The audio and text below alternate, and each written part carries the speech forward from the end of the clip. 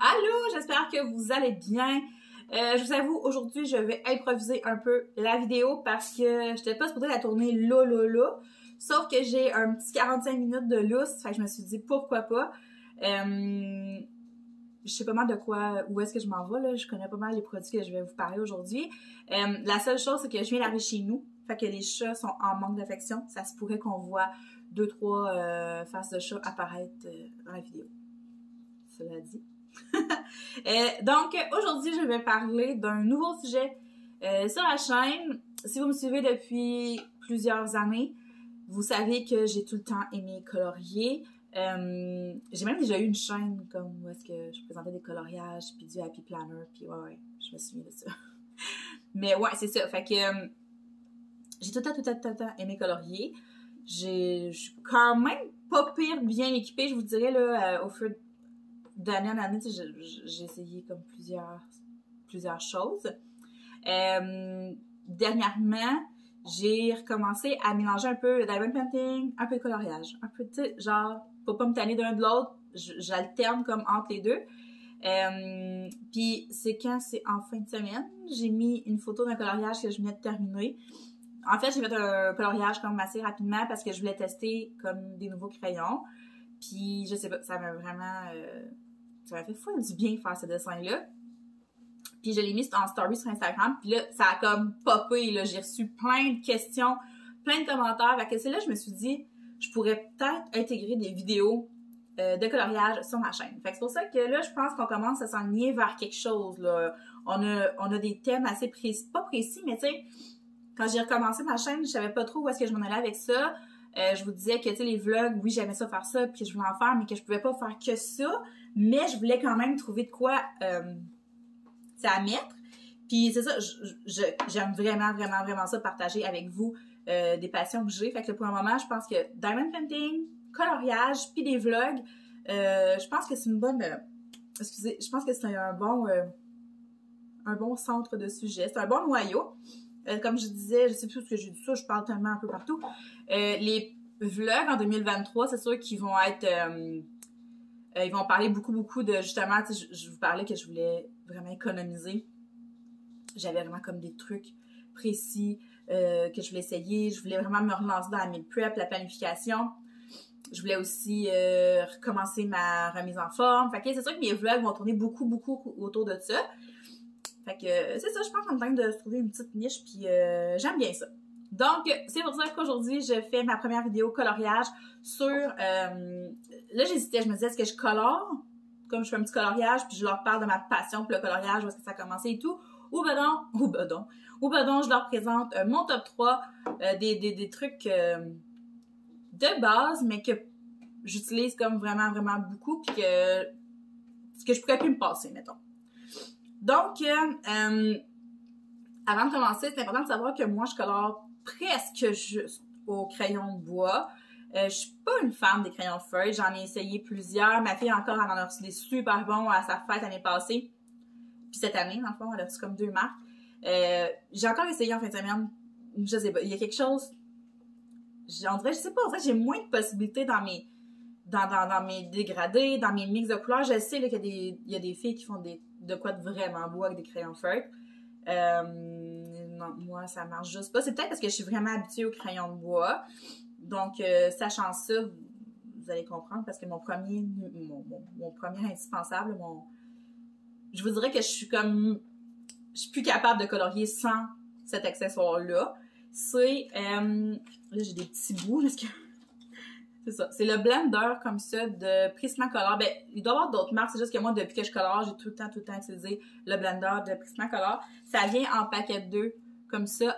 Moi, au début, je les achetais chez Homer Dessert. Maintenant, Drummond, ben, il a fermé. Fait que je les commande sur Amazon. Mais tu sais, ça t'offre vraiment longtemps. Puis ça vient en paquet 2 comme ça. Je me souviens plus du prix, là, mais c'est pas très dispendieux. Ça va être comme une dizaine de dollars, peut-être, là.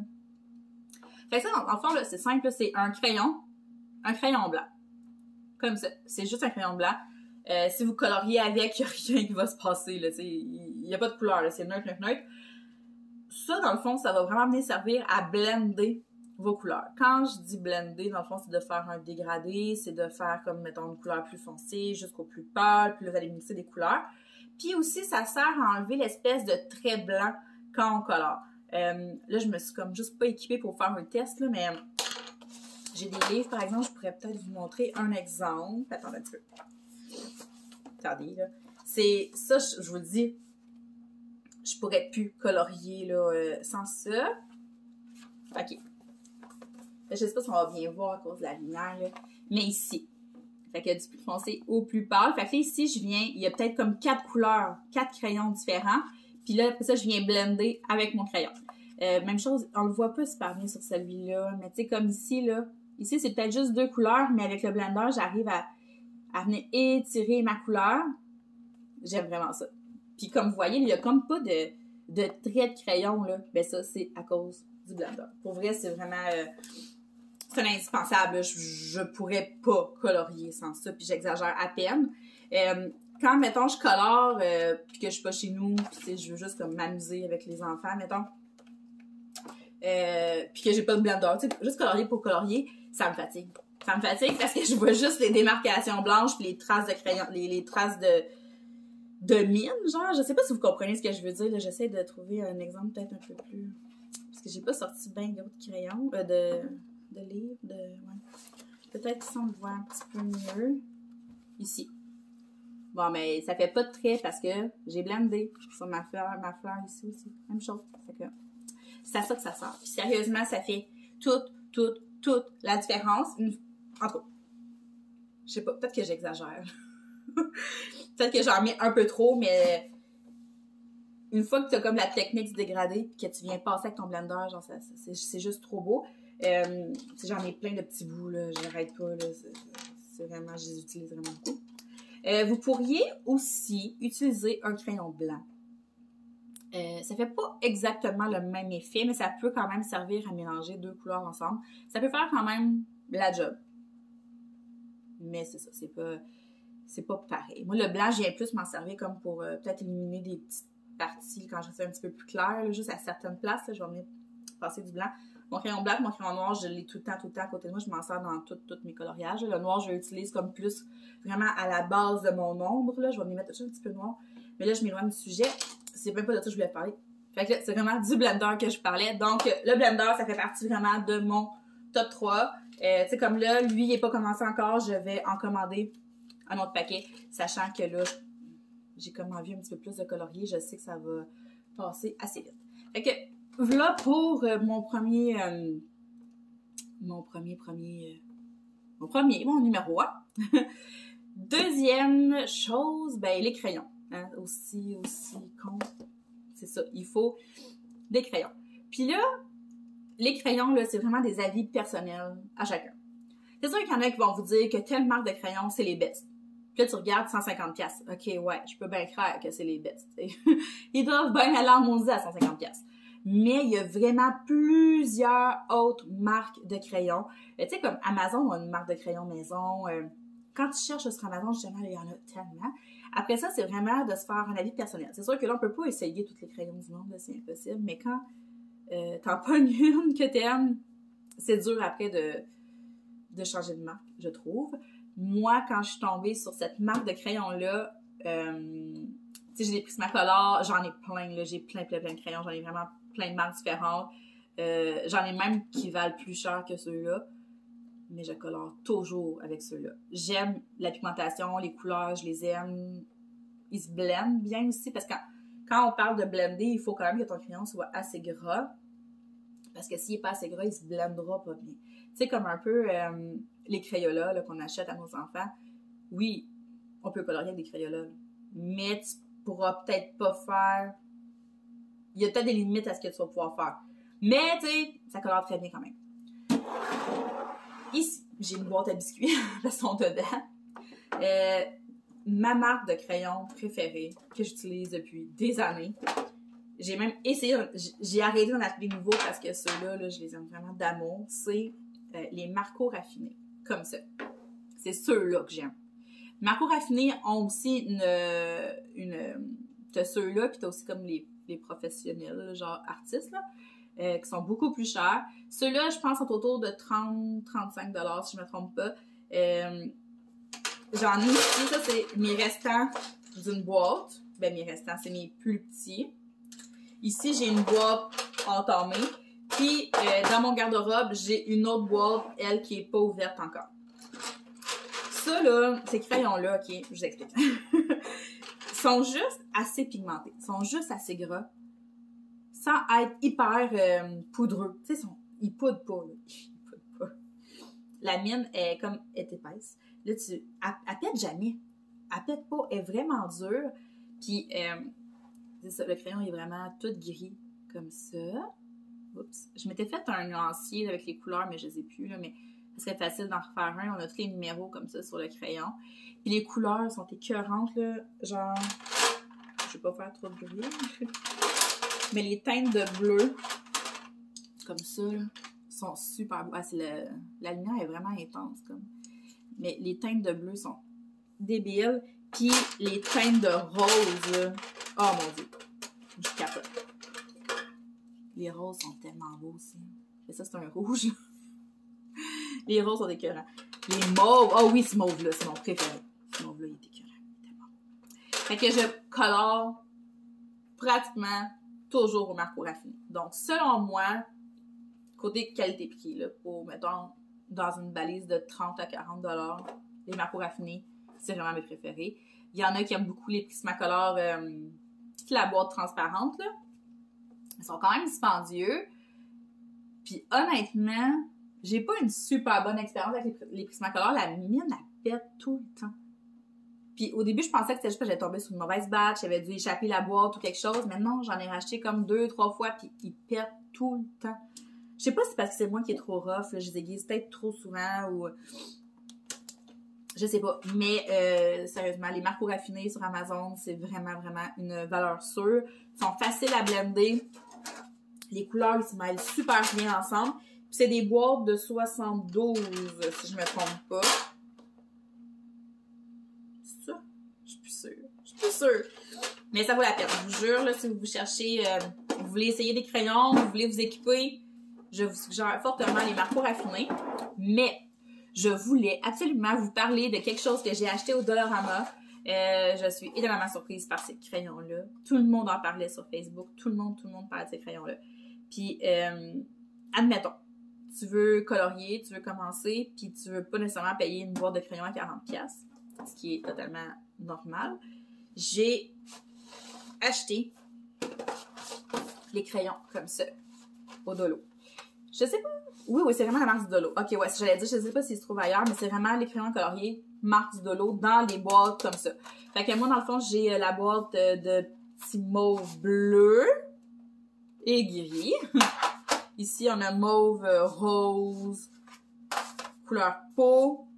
Ici, c'est plus dans le vert, dans le gris, brun. Puis ici, jaune, orange, brun. Là, on voit pas bien là, à cause de l'éclairage. Mais je vous jure, là, j'ai vraiment été surprise. Quand je les ai achetés à la base, je m'attendais juste à rien. Je m'étais dit ça va être des crayons P pour les enfants. Puis quand je vais colorier avec Elliot, je vais sortir eux autres. Mais sérieusement, j'ai fait le dessin que j'ai... Je m'excuse. Le dessin que j'ai posté en fin de semaine, ça a été fait avec ces crayons-là. Puis ils se blendent vraiment bien. Ils sont gras. La mine, elle casse pas tout le temps.